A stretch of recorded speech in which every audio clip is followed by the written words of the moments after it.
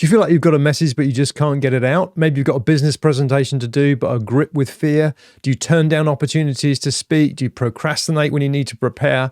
That is my story. Since I can remember, I was terrified of public speaking. Before any time when I knew I had to speak, I'd have this growing fear of dread in the days before. I would feel sick. I would lose sleep. I would write it. I would rewrite it, and I'd over-prepare. And then the event would come, and I would feel all that along with shaking, sweating, foggy brain. While I was up there, I was speaking, and my face and neck would be bright red. I sweated, I shook my way through it. And afterwards, I was a total mess. I ran through everything that I'd done wrong, had this horrible fear of finding out what people thought of me.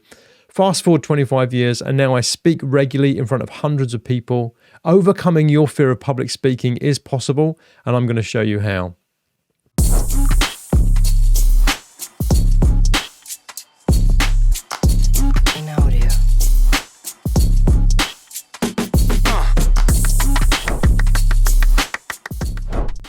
Welcome to The Raw Leader. My name is Simon Holly. My aim is for you to get your message out by helping you to speak, write, coach, and lead with less stress, more clarity, and greater impact. Thank you for joining me today. And today we are speaking about overcoming your fear of public speaking. Is it possible? I believe it is, and I want to help you today. But before we get on to that, have you seen my guide for dismantling imposter syndrome? It's a guide I put together after having so many conversations over the years with speakers and authors and leaders of all shapes and sizes who've got these internal roadblocks. And very often it came down to this issue of imposter syndrome. So you can get it for yourself for free at therawleader.com/imposter. Download it there. I hope it helps you. So you can overcome your fear of public speaking. I want to show you how.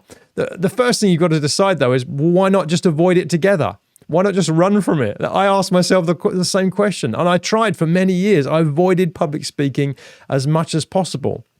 But there were still times where I knew that I would be ducking my calling to not step up and speak. There were business presentations I had to do. There was speaking in groups in other settings. I just had to do it. I couldn't speak, and I hated speaking, and yet I had to. Something compelled me on. You know, it's a common belief that fear is insurmountable, that it will be forever with you, that your ability to speak and write with confidence will always be hindered by this fear. And I know that feeling, the trembling hands, the racing heart. It is paralyzing, but the truth is you can overcome that gripping fear. And you've got to change three things, though. Three things that need to change. And the first thing is you've got to change your beliefs. You've got to believe that it's possible. You've got to believe that you can overcome this fear. The belief and acknowledging that while it might feel impossible, it isn't, is foundational. Fear stems from the unknown, from the anticipation of what might go wrong. Once you confront that fear head on, you'll find it starts to lose its power. You've got to identify the beliefs that you have about your purpose. Identifying the purpose behind your message gives it weight and meaning. Ask yourself, why does my message matter? Who can it impact? What difference can it make? When your why becomes more potent than your fear, you unlock a newfound courage. Why are you doing this? Why do you want to speak? When that drives you forward, when that becomes greater than your fear, something changes on the inside because you know you're doing this for a reason. You can't duck it. You've got to speak, even though you can't stand it at the beginning. Even though you're terrified of it, you know that you've got to. That why will drive you forward. The third thing is the belief about the outcome. When fear takes hold, it is easy to focus on the initial discomfort, the nervousness at the beginning of the presentation, the struggle to start writing and preparing it. But if you shift your focus to the end result, that can be a game changer. I found that pushing through fear, focusing on the impact I was having, ignoring the horrible side effects made a significant difference. Looking at the end rather than the beginning. Yeah, it feels vulnerable at the beginning, but it's the end that's important. You know, one of the most significant turning points for me on my journey was realizing that my message was more important than my fear. I was speaking at a student union about a particular plan that I had, and I'd spent the usual days in agony. And when I was up there speaking, it was just horrible. I had all the usual side effects. My mind thought it was going terribly. But the next day, over 50 students turned up at something that I'd encouraged them to buy into. And together we began to enact my plan. And I realized, you know what? They weren't focused on the things I was focused on. They were focused on what I was saying, and they bought in. The second thing you've got to change comes from this. I don't know if you've ever watched a magic trick. If you have, you'll understand the power of distraction. You think that you're looking at a hat on the magician's head with a rabbit in it, but the magician has already distracted you. You kind of know deep down the rabbit's not in there anymore, but you think it is. Part of your brain thinks it is. Part of your brain knows it isn't. Part of your brain knows that rabbit is probably in his coat pocket or somewhere else.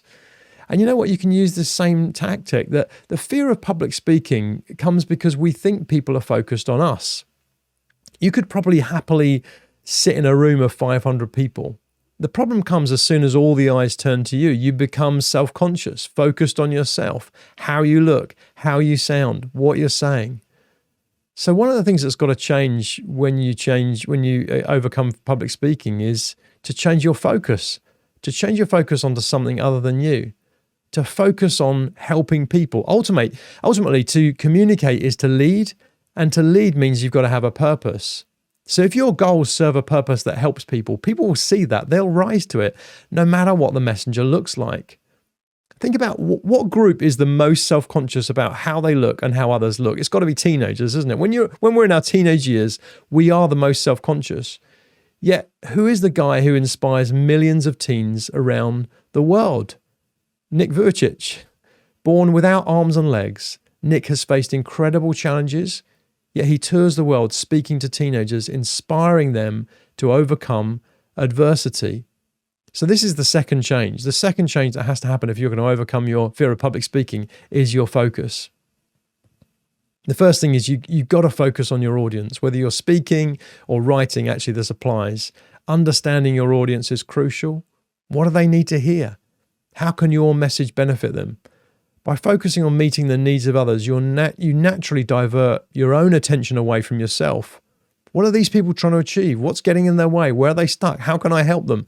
If it's appropriate, even ask questions as part of your presentation. Questions are such a powerful way to build connection and authority.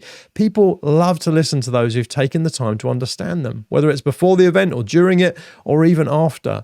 Find out about your audience. Change your focus from you onto your audience. And secondly, focus on their goals.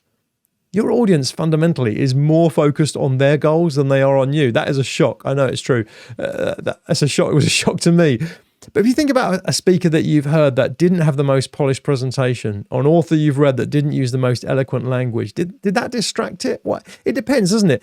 There is a level of competence below which it does become a distraction. A speaker who can't keep their train of thought, or an author whose work is full of grammatical errors, you're going to struggle. But there's a bar above that level. Above a certain level, the content is far, far more important. Sure, the packaging helps. You can always improve it, but it's the content and how that content helps you achieve what you're wanting to achieve that's the defining factor. I remember doing a business presentation years ago, and I was early days of learning to public speak. I was shaking, I was red in the face, I was sweating as I gave the presentation. And then I took questions from the team, the exec team of the company. But at the end of the meeting, my plan was approved. And afterwards, people congratulated me. All the way through, I'd been focused on my appearance, my shaking voice, what they thought of me. But they were focused on how my proposal stacked up to help the business, the underpinning logic that held it together. Would it help the business? And by connection, would it help them? That was their focus. They were focused on a totally different thing to me. The third thing about focus is recognizing that your audience is human too. Empathy builds connection. They appreciate authenticity and vulnerability. And depending on the context, sharing your struggles, sharing your triumph can create a context of connection that transcends the fear barrier. Empathy not only builds rapport, but also boosts your confidence as you realize you're not alone on your journey. I was recently listening to someone speak for the first time in front of hundreds of people, and they stood up to speak, and they were clearly, super nervous. And they put their notes down on the lectern with shaking hands. And interestingly, the first thing they said was, "I'm very nervous." Now, that's not appropriate to say in every setting, I know, but in this context, it worked brilliantly because immediately there was empathy in the room. Immediately, the audience, who, to be honest, probably were feeling that, "I'm glad it's you rather than me," immediately felt connected to them. You could feel the room warm to them, and they went on to tell a powerful story. So while that level of openness isn't always appropriate in every setting, talking from the heart, Connecting empathetically with your audience is so foundational to changing your focus and overcoming your fear of public speaking. The third change comes from this. Look, no baby learned to walk without falling over. There's not many cyclists who learn to ride their bike without falling off at least once. To learn to speak is to learn to fall. It's just the same as these other things. How do you fall less hard? Well, just like you would not teach a baby to walk in a room full of broken glass. You put down a rug, don't you? You have a padded carpet. You encourage them to walk in a safe environment. So the third change I would encourage you, if you're learning to overcome your fear of public speaking, is to change your next step. Change your next step. And here's 3 next steps which I think are foundational to learn to public speak. The first is to learn to tell a story. Start small. Stories are the foundation of all great communication, whether it's writing or speaking. So learn to tell a great story. I was a terrible storyteller. When we were first married, my wife and I used to joke. Maybe it was more me joking, but anyway, she and I used to have a joke, which was that Caroline could tell a story that took longer to tell than the events that it was about, because she would say things like, and then he was thinking this, and I was thinking this, and she would thought that, and so it can take her longer to tell a story with all the ancillary details. Whereas for me, I could sum up a whole day in 3 words. It was all right, We were complete opposites. We've had to learn to draw towards the middle. And so one of the things I learned when I was beginning to learn to public speak was that my storytelling had to improve.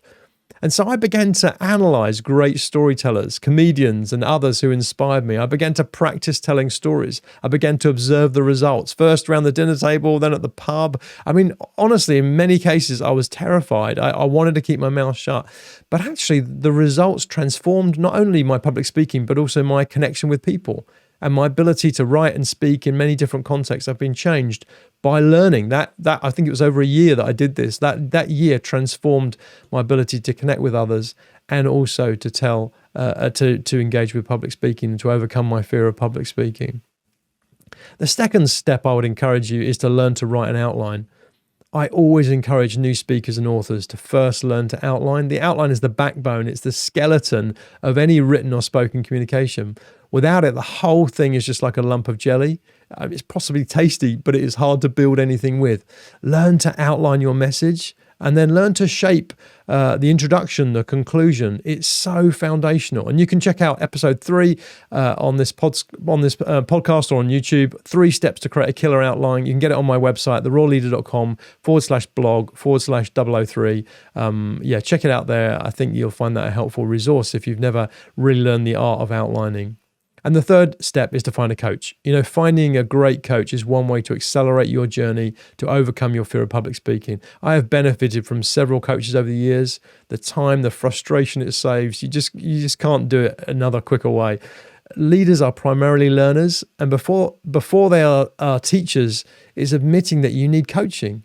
So one of the first steps to becoming a great leader who can speak and write with impact is to find coaches, to ask others who you feel inspire you to coach you. So thanks so much for listening. I hope that was encouraging. Take a look at my 3 steps to dismantling imposter syndrome. There is an absolute journey here. I recognize that. And it is a cliche to say this, but embrace the journey. This process of overcoming your fear of public speaking is a journey, but you've got this message deep inside. Finding the unique way that you can get it out is going to be key. I'm so glad that I stopped running from public speaking and took the hard road of learning. Over the years, it has been amazing to have so many people tell me that I've been able to inspire them on their journey, even when I'm often red in the face or sweating still. Do you know what? Actually, it doesn't matter. The main thing that matters is I've got a message and I'm getting it out. I promise you proof that it's possible, and I am the proof. The guy that could barely say a word in a public setting has spoken in front of hundreds and thousands of people time and time again over 25 years. I hope you enjoyed the video. Leave us a comment if you're watching on YouTube. If you're on the podcast, hop over to therawleader.com and get in touch. Thanks so much for listening.